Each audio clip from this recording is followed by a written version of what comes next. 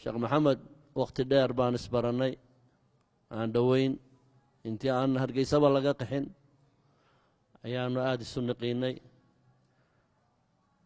waxaan aada iyo aada u xasuustaa magaalada hargeysa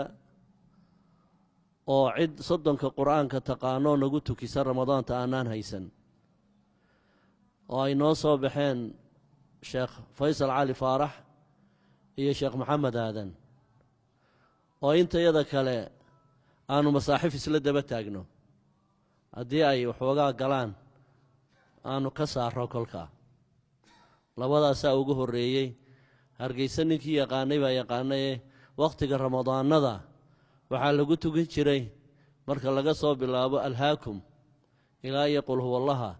intaasaa 123 ragcadoodee taraawiixda lagu tukan jiray ma jiri jirin ramadaan hal jis lagu tukado ma jiri jirin hargeysa oo tahajud loo kaco oo 3 jus iyo wax la mida lagu tukado raggii ugu horreeyey ee bilaabay buu sheekhu ka mid ahaa inuu nagu tukiyo jiska qur'aanka ah oo 30 ramadaan aanu jiska qur'aanka ku dhammayno waxaan u go'aansaday isagoo inan yar ah inuu ka gungaadho culuumul qur'aanka maalintii ilaahay u sahlay innagoo dulcad joogna inuu jaamacad helo jaamacat almadiina wuxuu go'aansaday inuu takhasuskiisa ka dhigo culuumul qur'aan ilaahayna wuu u hirgeliyey subxaanahu wa tacaala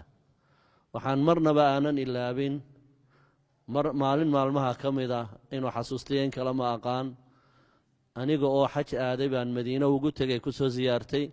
wakhtigaana arday buu ahaa jaamacadda dhigta markaasa waxaan weydiiyey maxaa hamigaagu yahay sheekh maxamedo maxaad doonaysaa markaa arday taaliba buu ahaa maasha allah waxaa hamigiisu ahaa waxaan rabaa inaan madaaris miithaali ah oo lagu daydo oo u khidmeeya kitaabka qur'aanka inaan hargeysa ka bilaabo madarasadii ugu horreysay ee fasallo badan leh oo si qurux badan loo dhiso oo loogu tala galo in qur'aanka kariimka ah ubadka lagu baro waxay ahayd madarasadii sheekh maxamed aadam waxaa ku xigay sheekh axmed ibraahim oo aflax madaaris alaflax iminka gacanta ku haya sheekh maxamed aadam wuxuu ahaa raggii farakutiriska ahaa ee dulcad xufaaddii dulcad ee caalamka anfacday